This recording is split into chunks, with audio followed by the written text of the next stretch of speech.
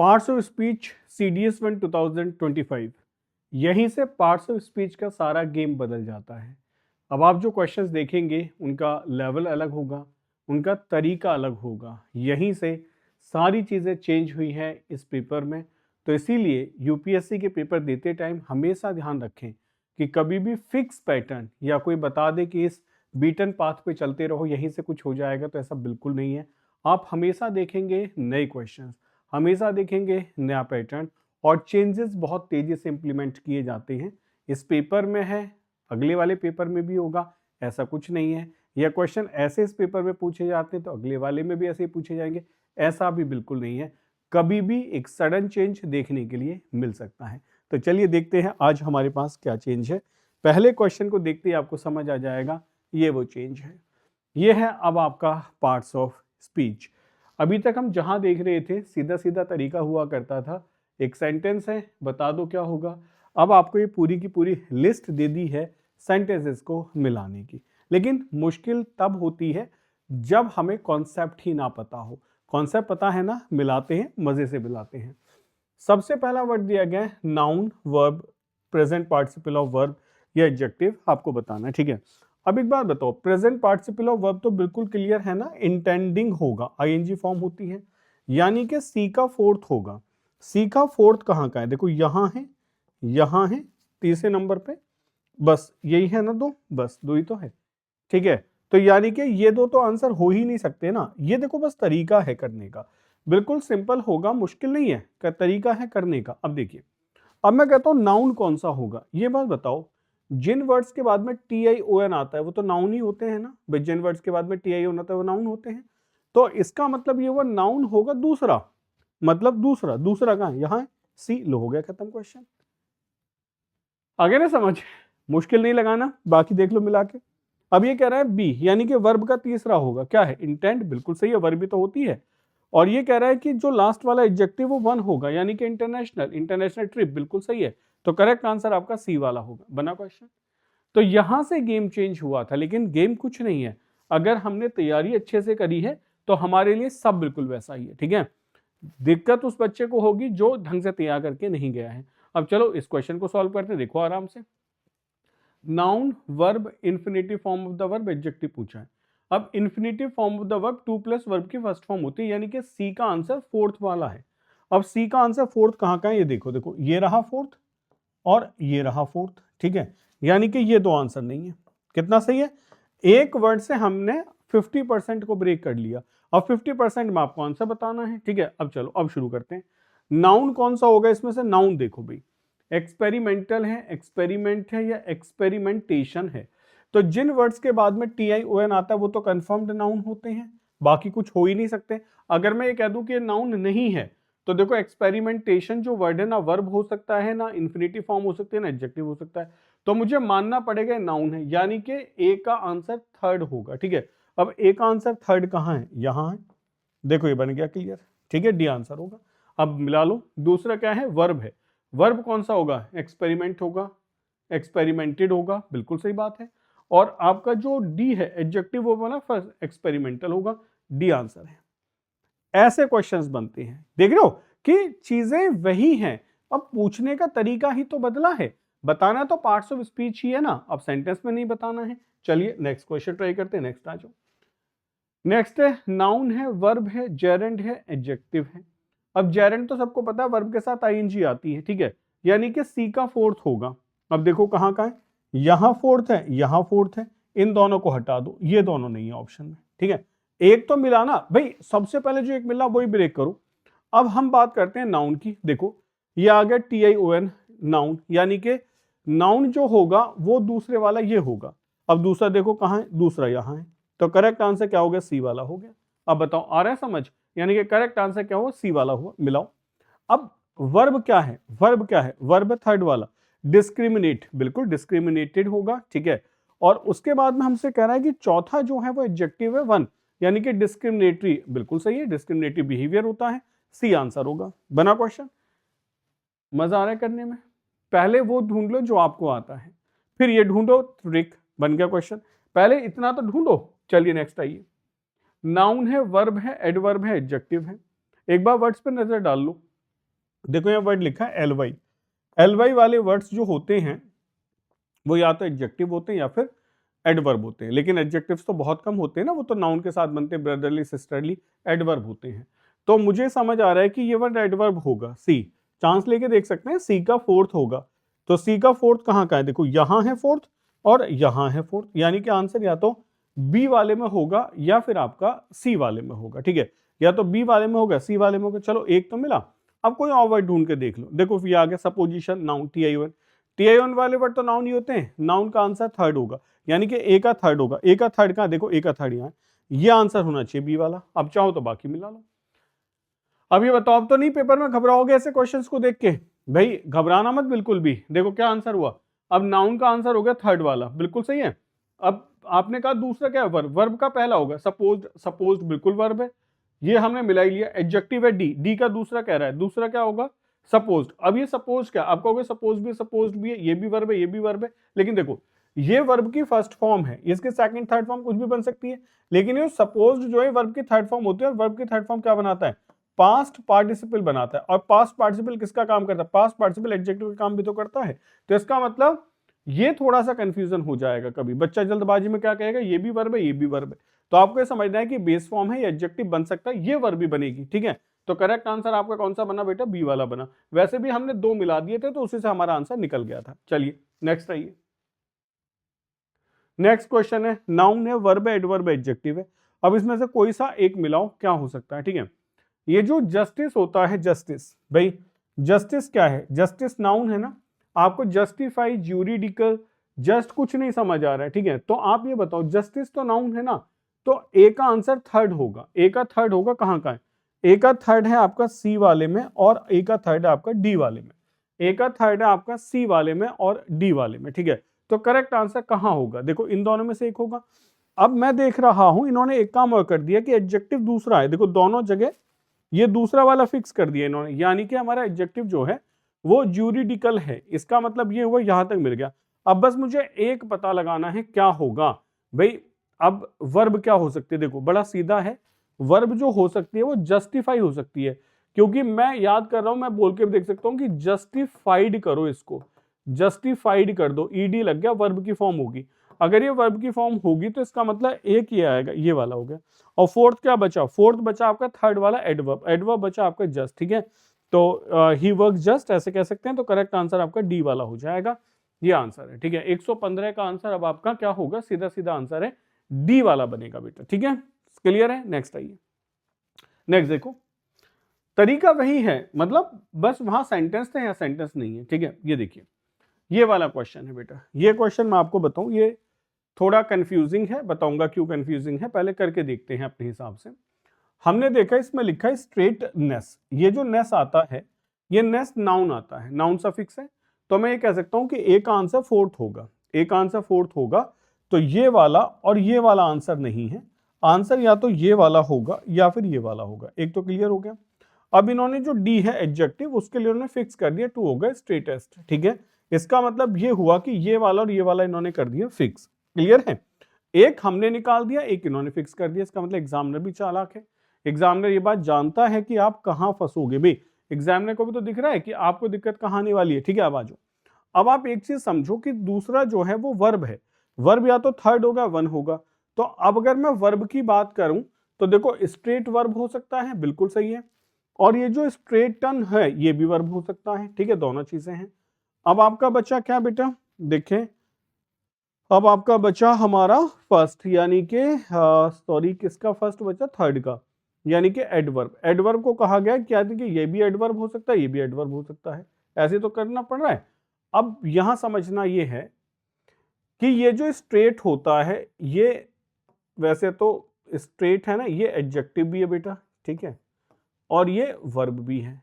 लेकिन ये जो स्ट्रेटन होता है, टीएन, ये एडजेक्टिव से बना है, और ये सिर्फ वर्ब हो सकता है। अब जैसे पहले हुआ था ना एक क्वेश्चन में कि सपोज्ड एंड सपोज्ड, एक एडजेक्टिव है और एडजेक्टिव कम वर्ब है, और एक सिर्फ वर्ब है। ऐसे ये सिर्फ वर्ब है। अगर ये सिर्फ वर्ब है तो मैं कहूंगा कि वर्ब का आंसर, बी का आंसर क्या होगा, थर्ड वाला होगा। बी का आंसर थर्ड वाला होगा, बी का आंसर थर्ड यहाँ पे, तो सी का करेक्ट आंसर होगा। तो 116 का आंसर जो बनेगा बेटा वो आपका सी वाला बनेगा, बिल्कुल क्लियर है, समझ गए। 116 का आंसर आपका सी वाला बनेगा, 4312 बनेगा, क्योंकि इसमें सबसे इंपॉर्टेंट चीज ये होगी कि ये सिर्फ वर्ब भी हो सकती है, यानी कि बाकी कुछ नहीं हो सकता। तो ठीक है, वरना अगर ऐसे मिलाओगे तो दो दो चीजें बन जाएंगी। ठीक, तो ये देखो थोड़ा सा कंफ्यूजन है इसमें, ये डिस्कशन बिल्कुल मत करना मेरे साथ में कि सर ऐसा क्यों कर दिया है। ठीक है, वो एग्जामिनर की चॉइस है। नेक्स्ट आ जाओ। नेक्स्ट है क्वेश्चन नंबर 117, मिलाते हैं। हमसे कहा गया नाउन वर्ब जेरेंड और एडजेक्टिव। अब जेरेंड तो सबको पता है ना, जेरेंड है नेग्लेक्टिंग, इसे मार्क कर दो। ठीक है, अब देखो नेग्लेक्टिंग जेरेंड भी हो रहा है, नेग्लेक्टिंग तो वर्ब भी हो सकता है, वर्ब में आईएनजी रख सकती है। तो हमने कहा कि सी का आंसर थर्ड होगा। ठीक है, सी का आंसर थर्ड होगा, यानी कि सी का आंसर थर्ड होगा, तो ये तो आंसर नहीं है, ये हो सकता है, और देखो ये आंसर नहीं है, ये हो सकता है। क्लियर है बेटा, मतलब एक हमें कंफर्म्ड हो गया कि सी का आंसर जो होगा वो थर्ड होगा, यानी कि आंसर या तो बी वाले में होगा या फिर सी वाले में होगा। ठीक है, अब देखो, अब दूसरी चीज मिलाओ, कुछ दिख रहा है, ये आगे देखो नेस, NESS नेस, ये सिर्फ नाउन के साथ आता है, यानी कि दूसरे का नाउन का आंसर टू होगा। नाउन का आंसर टू कहाँ है, देखो नाउन का आंसर टू ये है। ठीक है, लेकिन इस वाले में नहीं है, ये हटा दो, तो आंसर तो मिल गया ना मुझे बी वाला। ठीक है, अब मैं देख रहा हूं कि बी है वर्ब, वर्ब का आंसर फर्स्ट होगा, नेग्लेक्ट, नेग्लेक्टेड वर्ब होती है, बिल्कुल सही है। थर्ड हमने मिला ही लिया।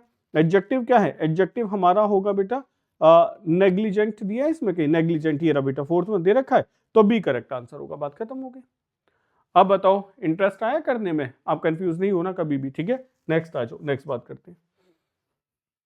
नेक्स्ट क्वेश्चन देखो, नाउन है, वर्ब है, एडवर्ब है, एडजेक्टिव है, वर्ड्स भी हमें दिखाई दे रहे हैं, एक मिल गया, देखो एक मिल गया बिल्कुल सही से, है ना, पकड़ लिया ना हमने कबूतर ये पकड़ लिया।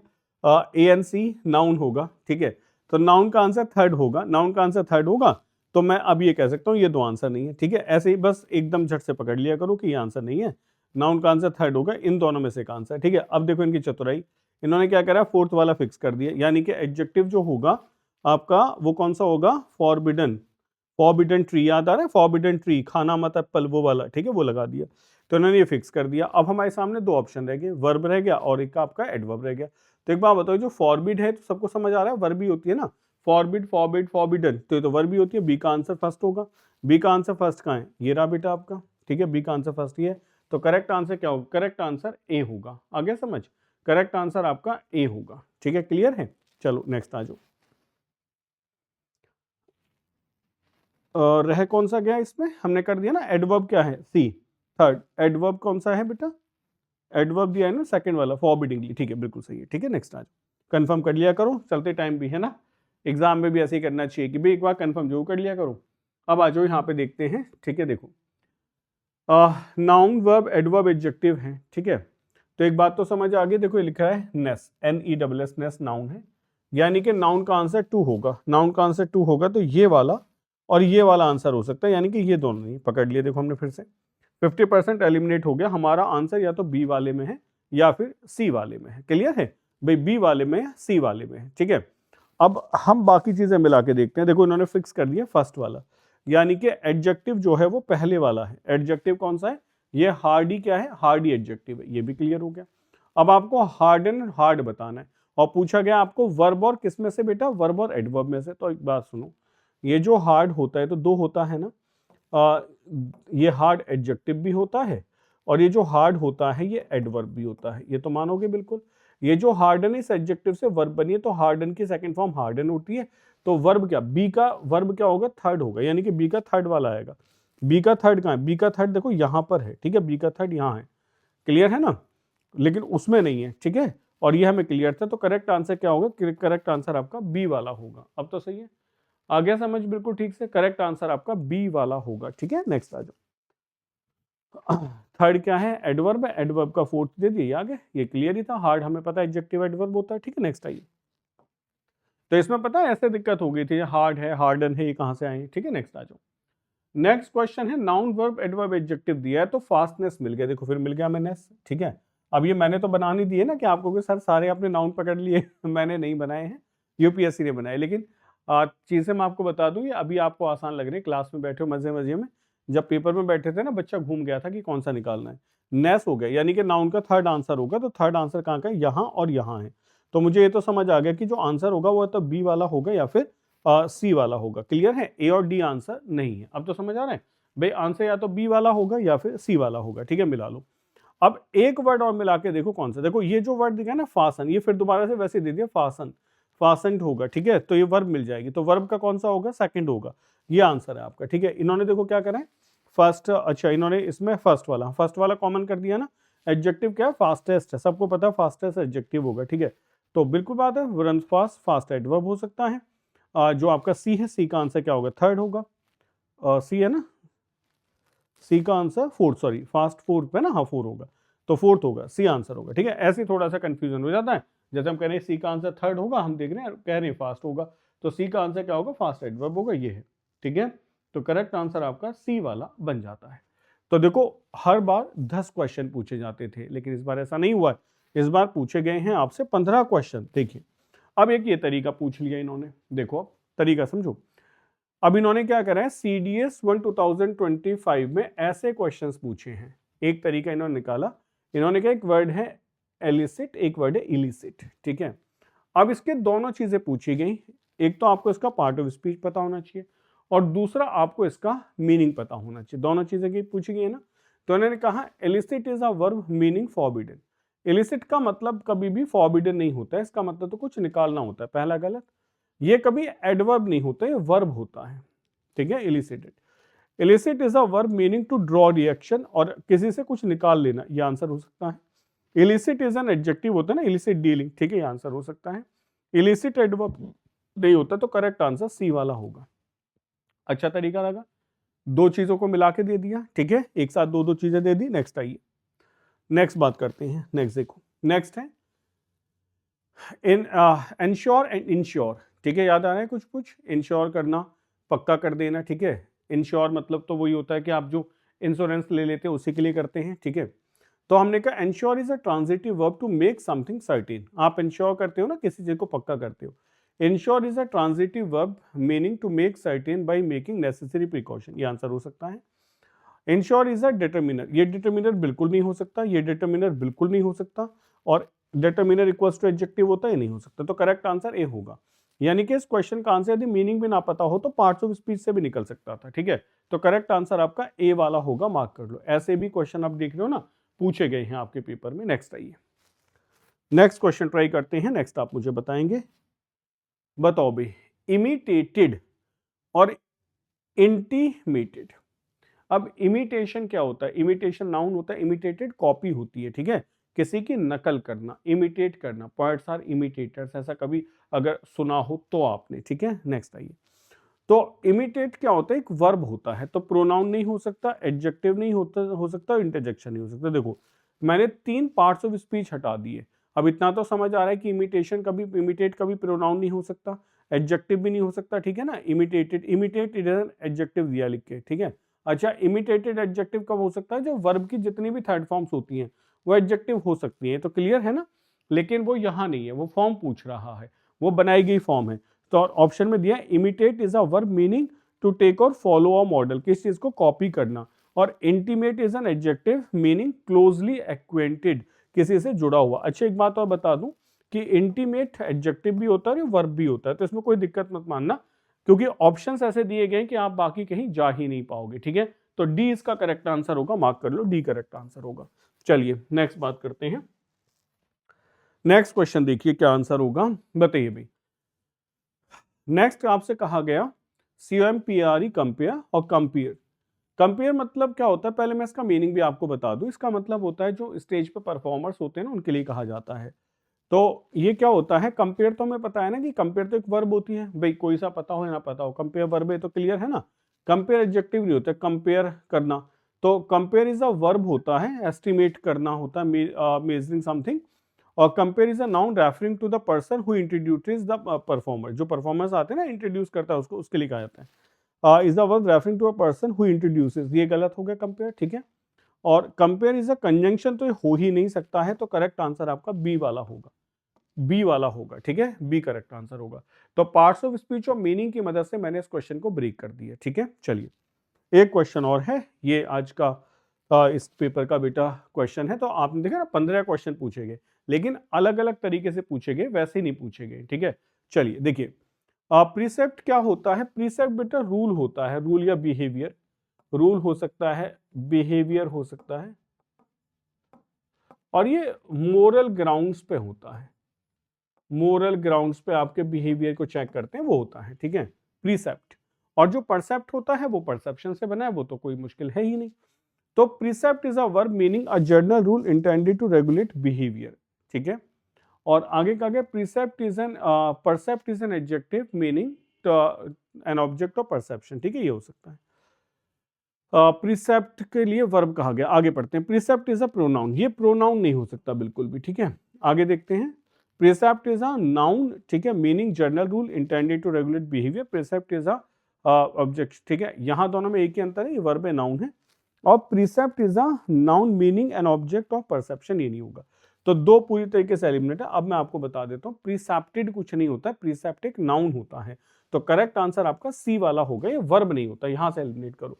तो प्रीसेप्ट एक नाउन होता है, ठीक है। प्रीसेप्ट मतलब क्या है, ये जो मोरल बिहेवियर कंडक्ट होता है ना, नाउन है। General rule intended to regulate behaviour, वो जो होता है ना मोरल रूल, उसके लिए कहा जाता है। तो करेक्ट आंसर आपका सी वाला होगा। तो ये इस क्वेश्चन का आपको आंसर है। तो अब आप मुझे बताओ 15 में से आपने कितने क्वेश्चन सही किए। मैंने आपको ट्रिक बताई है कि बड़ा सीधा तरीका था। पहले हमें कुछ समझना था कि ये आंसर हो सकता है, फिर हम वहां से एक तो निकाल ही पा रहे थे, 50-50 हो गया था। एक क्वेश्चन और निकालते हमने 4 को ब्रेक कर दिया था। तो मुश्किल उतना नहीं था, लेकिन हाँ सही बात यह है कि एग्जामिनेशन हॉल में यदि मुझे क्वेश्चन का फॉर्मेट चेंज मिल जाए तो उसी टाइम पे ये डिसीजन ले लेना और क्वेश्चंस को सही कर देना बच्चे के लिए थोड़ा सा डिफिकल्ट बन जाता है। आई होप आपने फिर भी पेपर अच्छा किया होगा और भविष्य में आप अच्छा ही करेंगे।